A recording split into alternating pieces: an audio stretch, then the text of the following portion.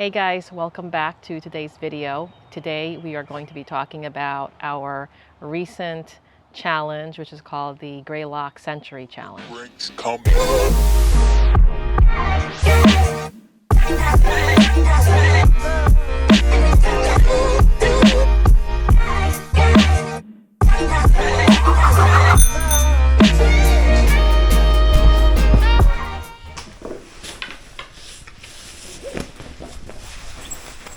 Getting ready to head out.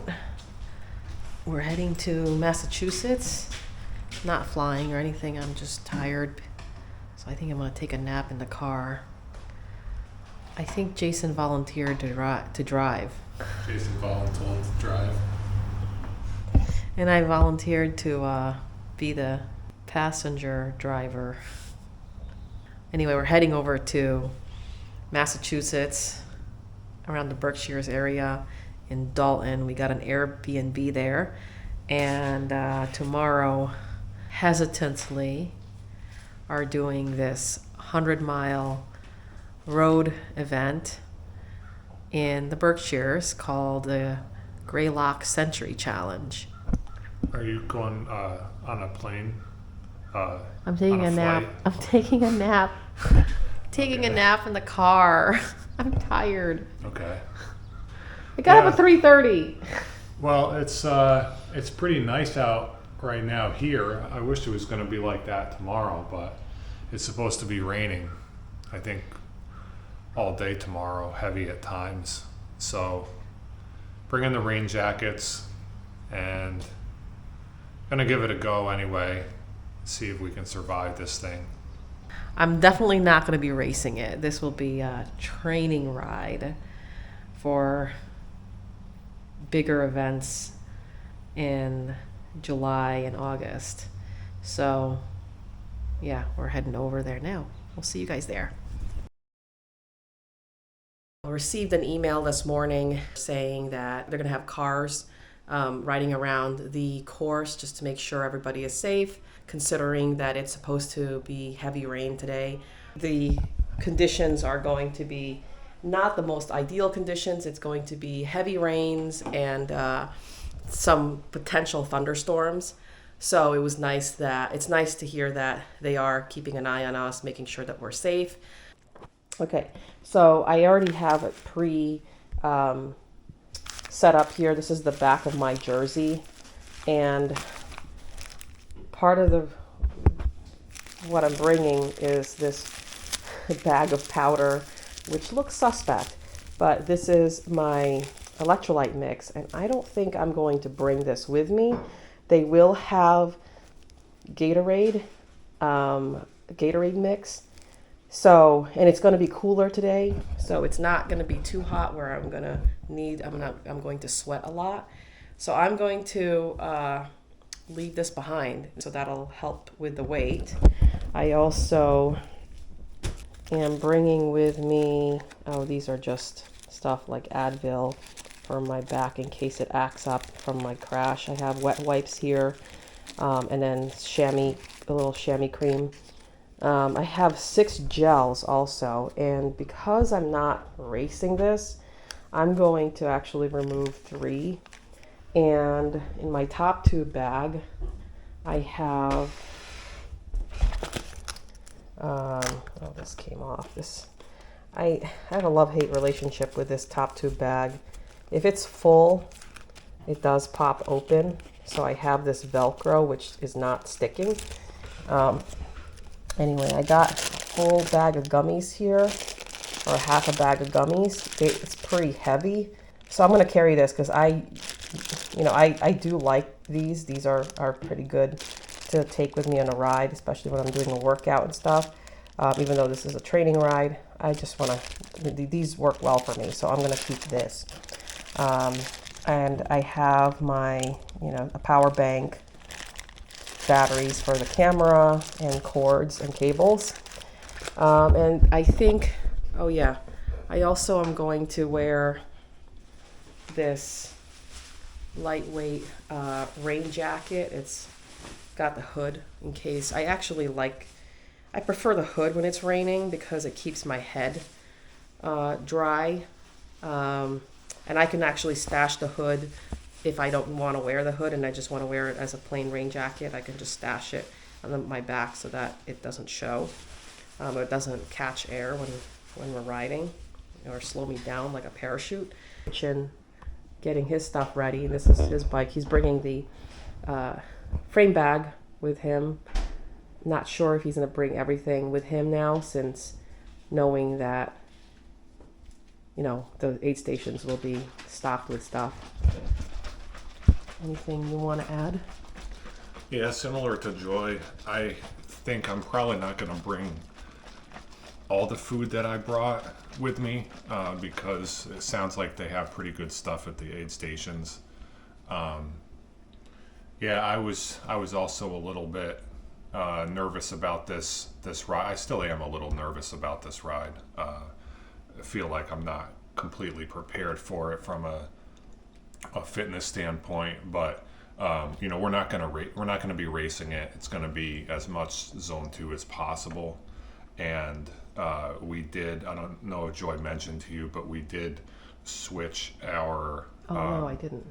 We switched our cassette on our road bikes, so it's now a 1036, right? 1036. Well, the rear derailleur, in order for you to move up to get you a bigger cassette, you have to swap out the derailleur also. So we swapped that out.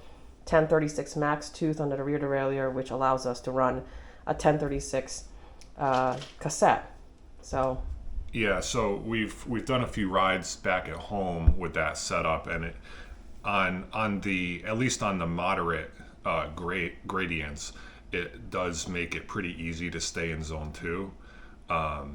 And even on some steeper hills that we do back at home, we can't quite stay in Zone 2 on the steeper hills, but it's a lot closer. So like we only have to go a little bit above Zone 2 to get up a steep hill. So hopefully having that set up will make it easier on our legs today and make it easier to pace ourselves.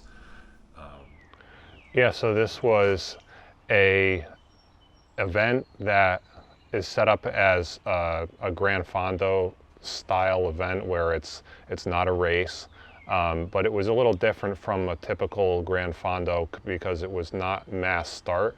The event is located it starts from Dalton, Massachusetts, and we started from the parking lot of a brewery, and that's where they had the registration set up. So the way it worked is they opened up registration at 7:30. We go there to register, and then you can just start riding as soon as you're ready to.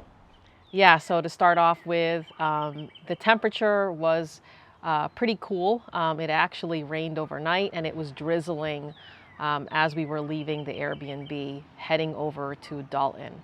The roads were wet. We weren't sure how often it was going to rain or when it was going to rain on us, so we did prepare for the cool temperature and for the rain.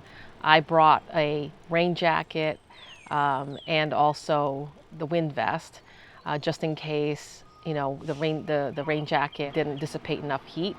I could switch over to my vest, and I am usually pretty comfortable at the temperatures that we were riding in yesterday with the wind vest, and the rain jacket was just there to kind of keep myself dry if it did pour on us. And we weren't sure if it was going to pour on us or if it was just going to be a light drizzle. The route itself, it was a little over 100 miles with 12,000 feet of climbing, and it starts from Dalton, kind of makes its way east, and then goes up north toward the top of Massachusetts, then loops around back west, and the centerpiece of the route is this mountain called Mount Greylock, which is, I believe, the highest point in Massachusetts, and the highest elevation from sea level at the top of this mountain is almost 3,500 feet above sea level. The climb itself is over 2,000 feet of climbing in one shot. Well, we're on our first climb. I don't think this is too steep, but the plan is zone 2 for 100 miles, over 100 miles. The guys at that sent us an email said if we finish the full route, then we get our beer and meal comp at the Shire Brew House, which is where we started the ride. Hopefully we'll be able to finish this. Hopefully I will be able to finish it. I'm planning on it. So we're started our climbing, and this first one it's pretty gradual. It's just kind of a staircase. It flattens out along the way.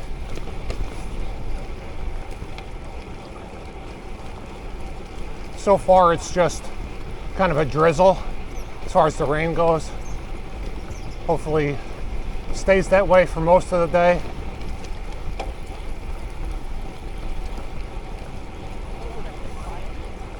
Yeah, Joy was just saying the roads are pretty quiet,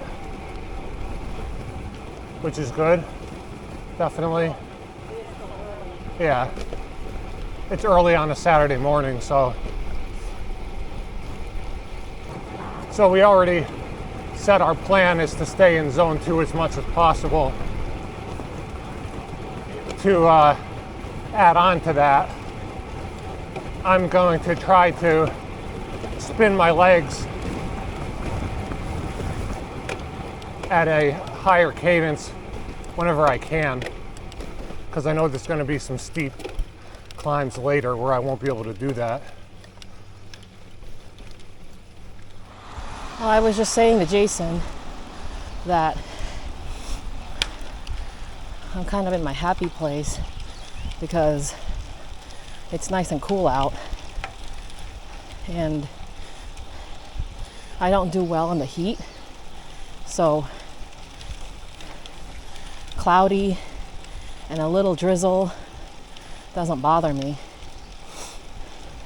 Well, it's only been 6.8 miles, so I'll get back to you guys when we go a little deeper into this. Jason is lost his bottles, and now it's rolling down the hill.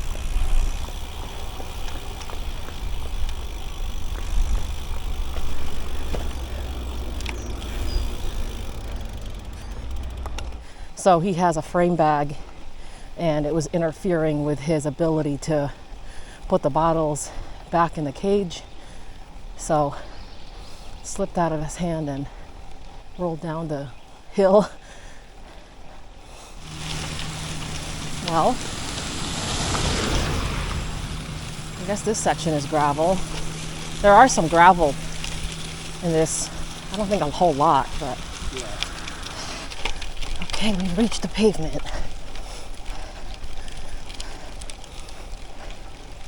Feels so much better to climb on pavement on these tires.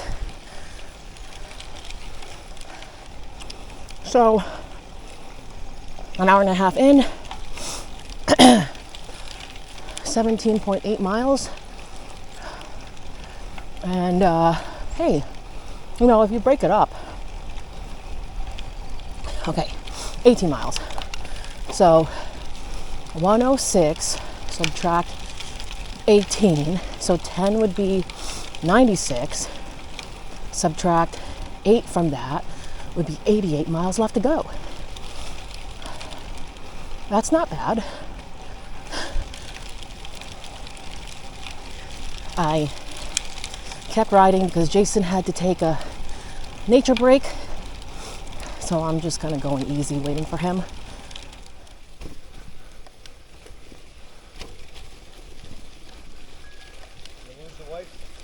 Well, I had to pee, and I told her to keep going so she could keep her momentum, and so now I have to catch her. Oh, okay.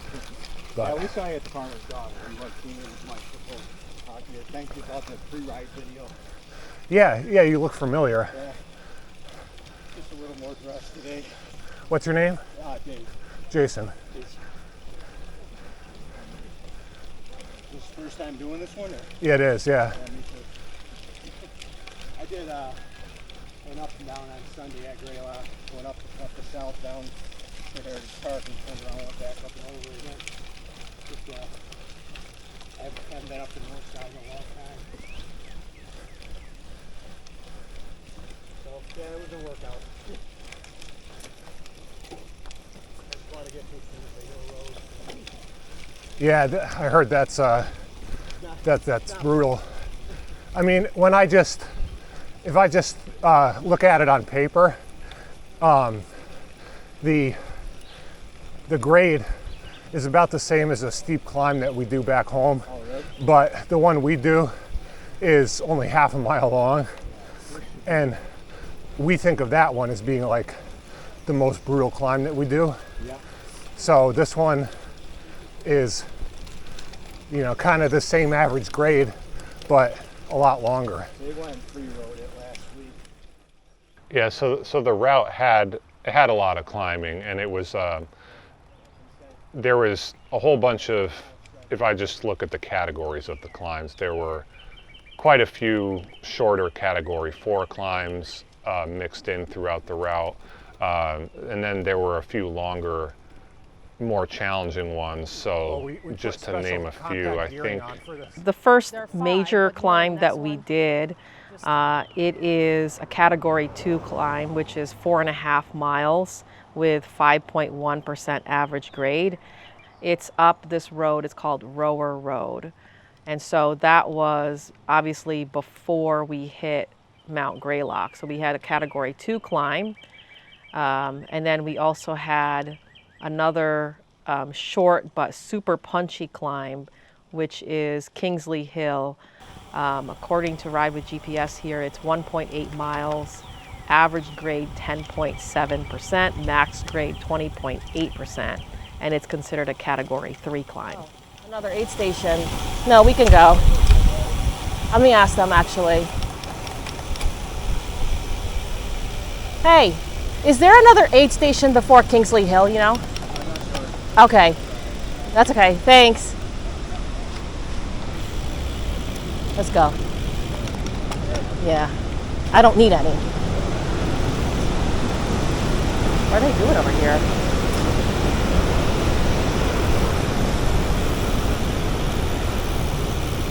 Oh, whitewater rafting?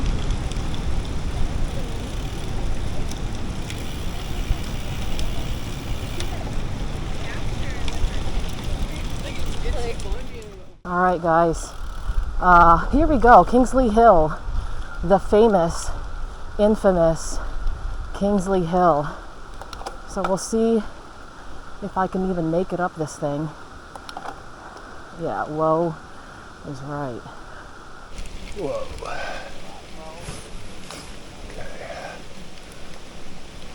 Hang on. Here we go. I know.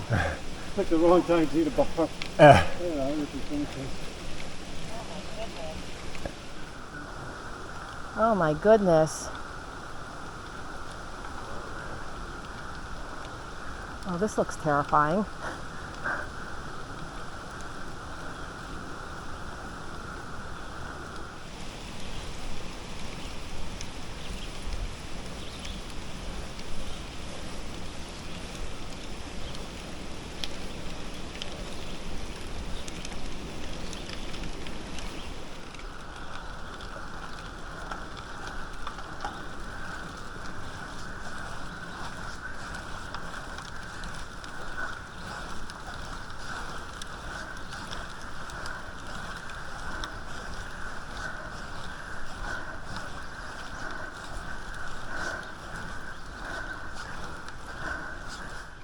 So we start out doing this Kingsley Hill climb, and we could see the guys in front of us were once it got to the really steep pitches, they were starting to zigzag from one side of the road to the other.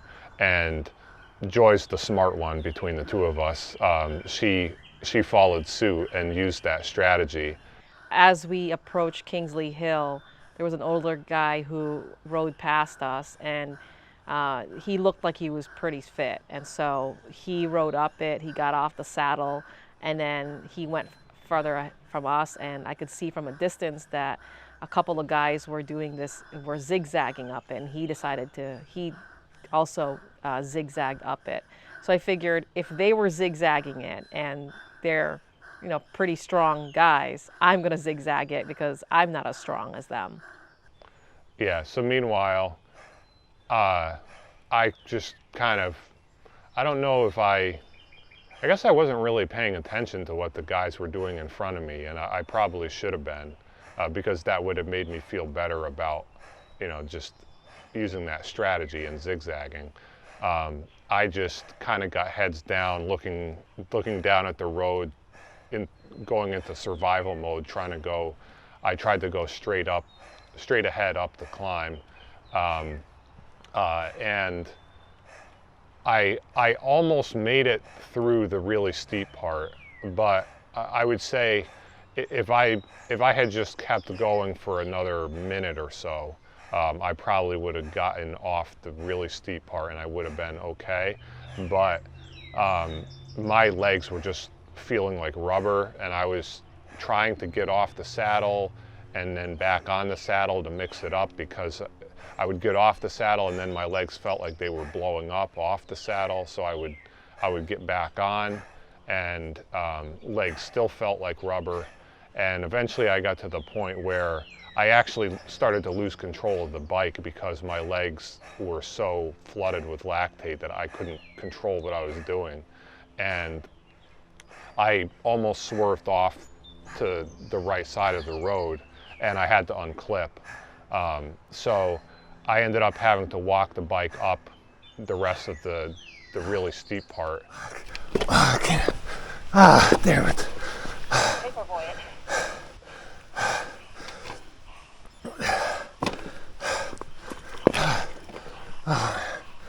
Damn it. I couldn't do it, guys. I'm just zigzagging.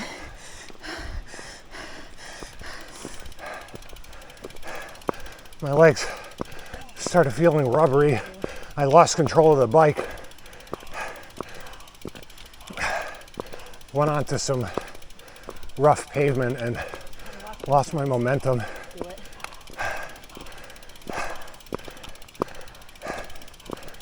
Darn it. Oh, I'm so pissed.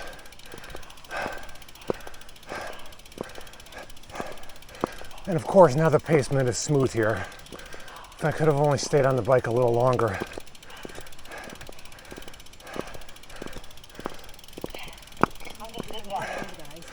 I should have done that. You're smart, smarter than me. Great job, honey. You got it.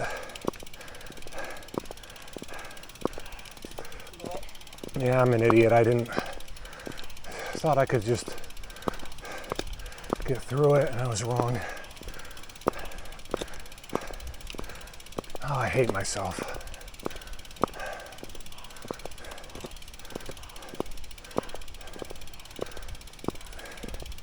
Try to be strong, but I'm freaking weak. So weak.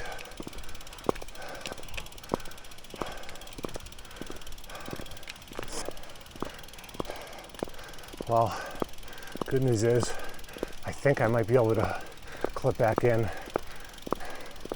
a little further up here.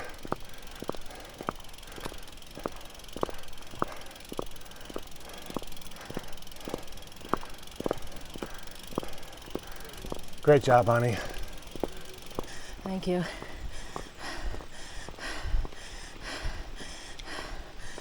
Supposedly, it still keeps going.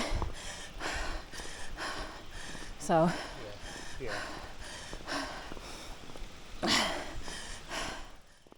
Fortunately, there was a very short section that was not steep, it wasn't flat, but it was flat enough where I was able to get back on the bike and eventually clip in. And then for the rest of the way up that climb, I was just zigzagging it like everyone else. And this was actually the first time that I tried using that method.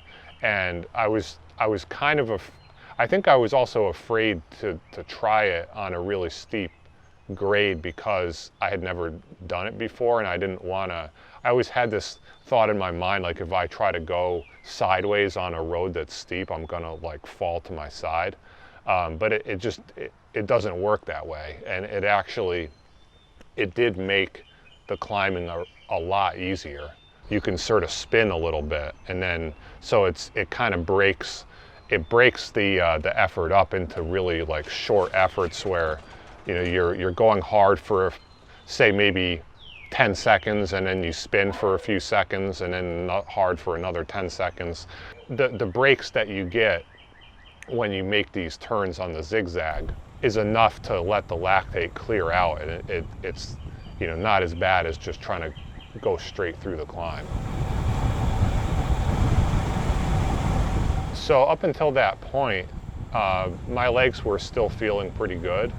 Then we start descending for a while, and I believe the descent after Tilda Hill, was that where you reached your max speed? Yeah, Tilda Hill descent. Yeah, I reached my max speed of, Strava is saying 50.1 miles per hour was my max speed. It's the fastest that I've ever gone on the bike descending. Yeah, I wasn't going that fast. I was riding behind Joy, and I was being very cautious on the descents on this ride because the roads were wet and I didn't know the roads. We climbed for a little bit, and then I turned on the camera because it was, first off, it was really foggy, but there was this descent where you can actually see from a distance the smaller the towns or the city that it would overlook. And at first I thought we were already on top of Greylock, which I don't think was it, which obviously is not the case, but it seemed like we were pretty high up there.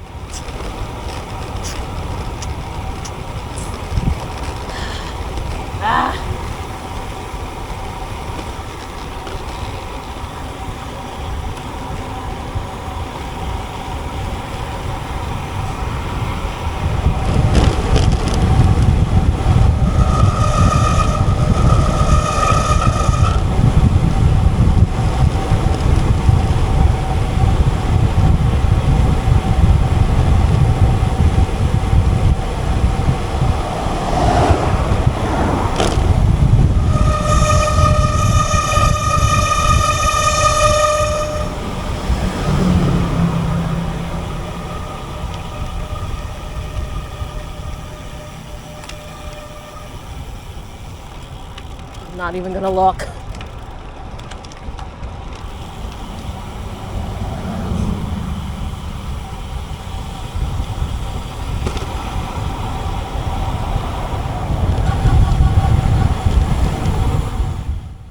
This Mohawk descent takes you down into a town called, not sure if it's a town or city, but called North Adams. Just so you guys know, if you wanted to attempt this next year, North Adams is almost like a small city, and so because we didn't know our way around, we were going like pretty slow just to make sure that we knew where to go and we didn't get lost or anything or made some wrong turns. The motorists were pretty nice about giving us space and allowing us to kind of slow down and just make decisions, and they didn't honk at us or anything, because I know there was this one part where I wasn't entirely sure where to go, because it was hard to see the Wahoo screen, and the guy in the truck behind us just kind of let us make our decision slowly and then head out.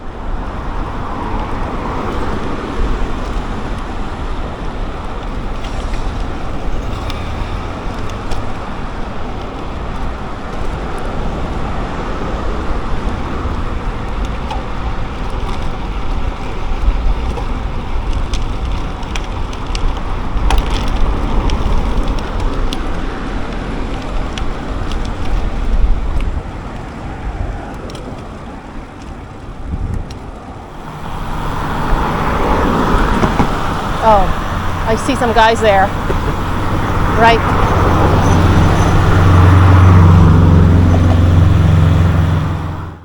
We stopped at the third aid station in North Adams before heading up to Greylock, and at the time we weren't really, I don't think we knew exactly how close to Greylock we were at the time. And we asked the folks at the aid station. You guys want a peanut butter and jelly sandwich? I don't know if I want peanut butter bit. Yeah, how far is it to Mount Greylock?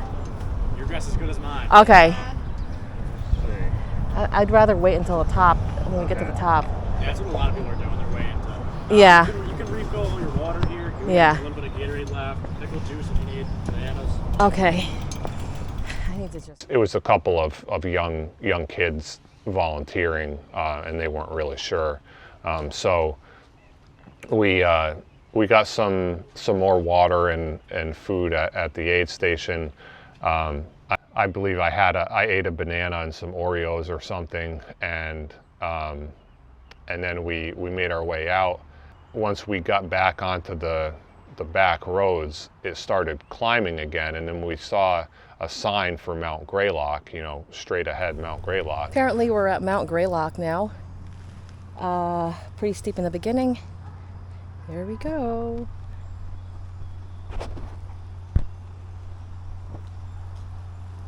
Woohoo! Yeah, it was just kind of it was a narrow road that it pitched up steep and then went through like a residential area. And yeah, I was a little surprised. It wasn't quite what I was expecting it to look like. At that point, we knew we were once we had been, going up this climb for a little bit, and we kept seeing more signs for Greylock. So then at that point we knew, okay, we're doing it right now. We're on the climb. Here we are.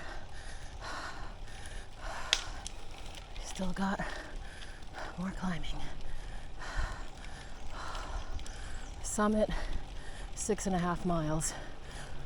Car back.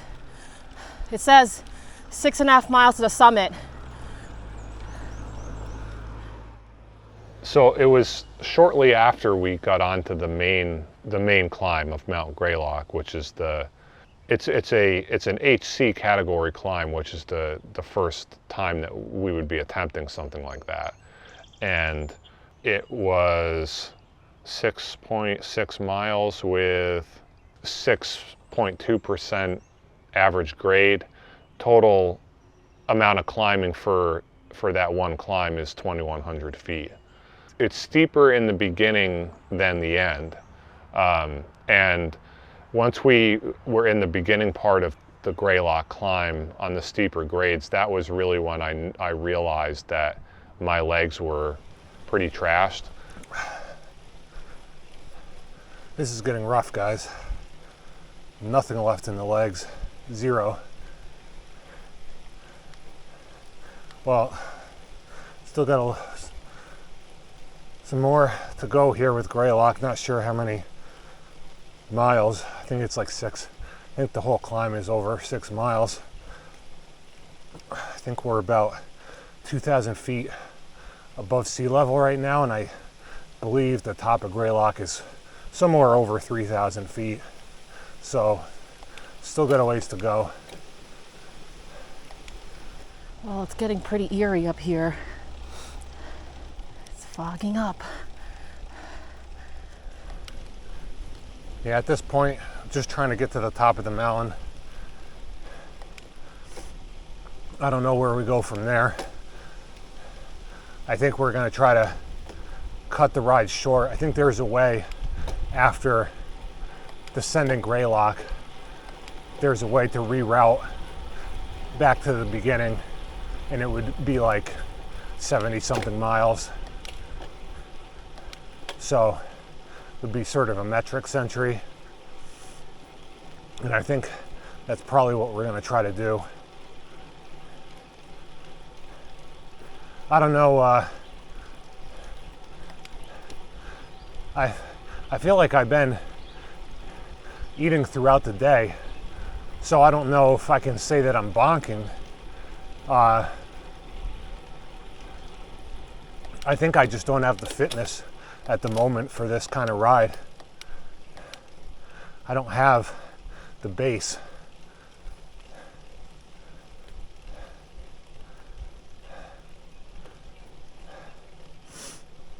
Yeah, aside from this ride, the only ride that I did this year that was more than 4 hours was Farmer's Daughter, and that was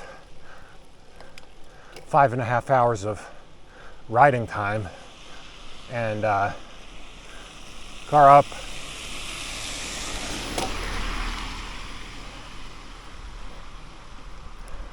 We're now 5.5 hours into this ride, so I guess it makes sense that I feel like I'm done.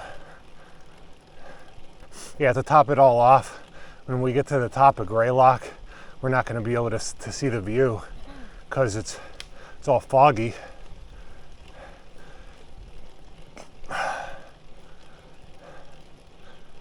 We have to be real careful descending it too. Wet roads and fog. And there's a lookout area to my right here, but can't see anything. Can barely see in front of me.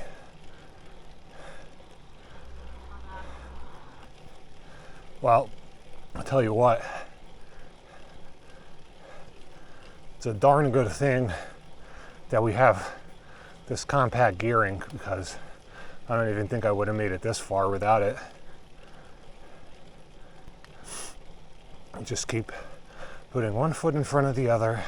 Put one foot in front of the other. Just keep pedaling. Don't even care what my power is right now. Just keep pedaling. And eventually, we'll make it to the top. Well, oh gosh, we're still climbing Greylock here. It's super foggy now, so I can't really see ahead. I can see Jason's flashing light, but very, very poor visibility here. So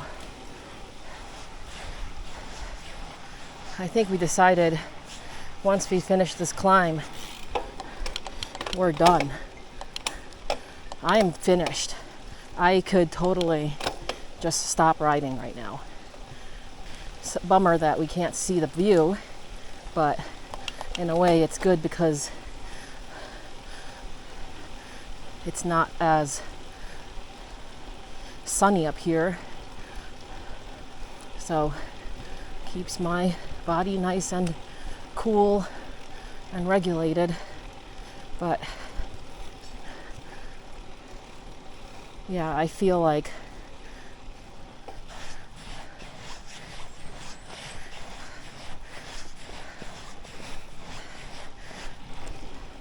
whew, this is rough.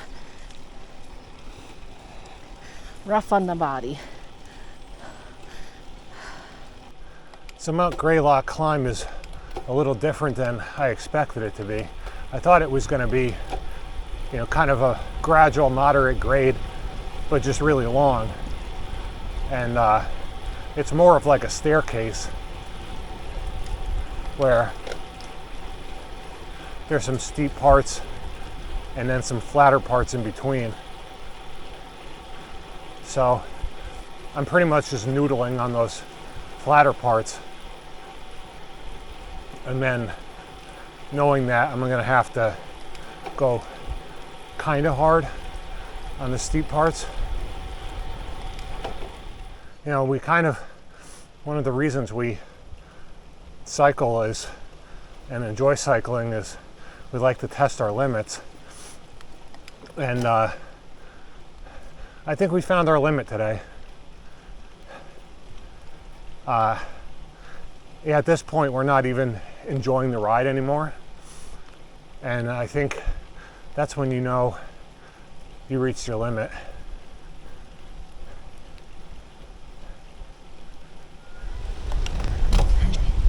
There are these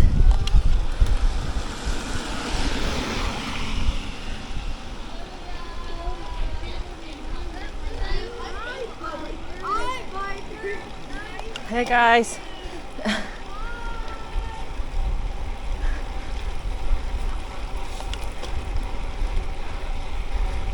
Okay, I think we're almost there.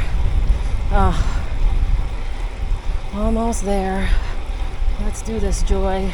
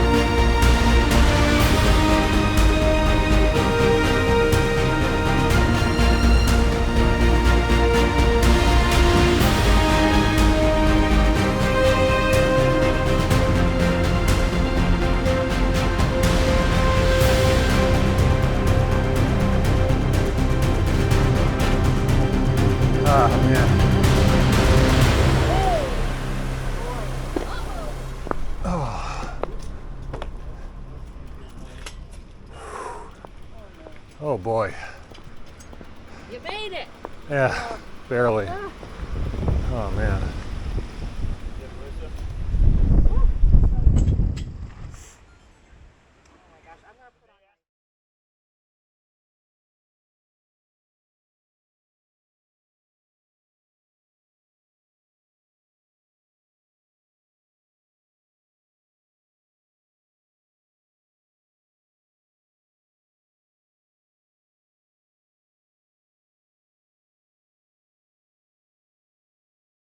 So we ended up doing Plan C, which was not on the original plan, which was to just stop and then get a ride back to the brewery. So that's what we did, and the ride ended up being for us almost 63 miles with 9,000 feet of climbing. So it was still a metric century and still the most climbing that we've ever done in one ride.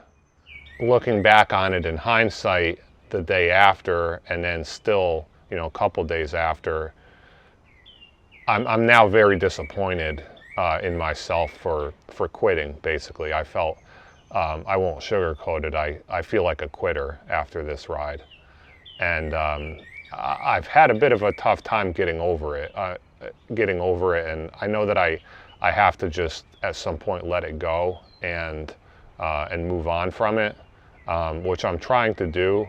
And sometimes of day I'm starting to feel that way, and then other times of the day the negativity comes back, and you know, I'm kicking myself for not pushing on, because I really felt like we could have completed the whole route if we just pushed ourselves a little harder. I definitely share the sentiment that I am pretty disappointed that we didn't at least ride back to the brewery from the top of Greylock. That night when we went back to the Airbnb, I kept thinking, oh man, I just wish that I had descended that, because I think the cold section of the climb, I think it would have been a short period of time before it started to warm up again. I don't know. I would never know. It's because we didn't do it. But you know what?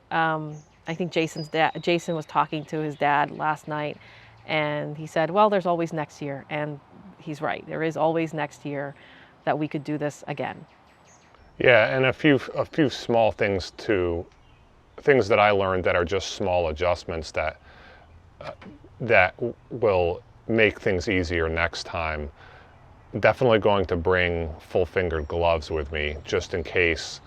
The weather could be totally different next year, we're not sure, but regardless, I think I'm going to bring the gloves just to make sure that I'm comfortable on the Greylock descent, and maybe bringing a little bit less food and water with me. I think I packed, I always have this tendency to overpack food on a long ride because, you know, I want to have it in case of emergency. But in this case, There were a lot of aid stations on the route, and this event was really well supported. The aid stations were, it had plenty of food and water. So there was really no need to carry a ton of food. You know, if you stop at a few of those aid stations, you can grab some of what they have. And I'm also going to be mindful of the weight of the food that I'm bringing. And you know, normally I'm not much of a weight weenie, but I think on a ride like this, you kind of have to be a weight weenie. When it's such a long ride with so much climbing, you need to make things as easy for yourself as possible going up these climbs. Well, thank you so much for joining us again on our journey to participating in all these different types of events. We do have 2 more left to go this year. We have the Macedonia Gravel Grinder, which is a segment race, and we also have the Tour of the Catskills. Until next time, guys, don't forget to enjoy your rides. Bye-bye. Bye.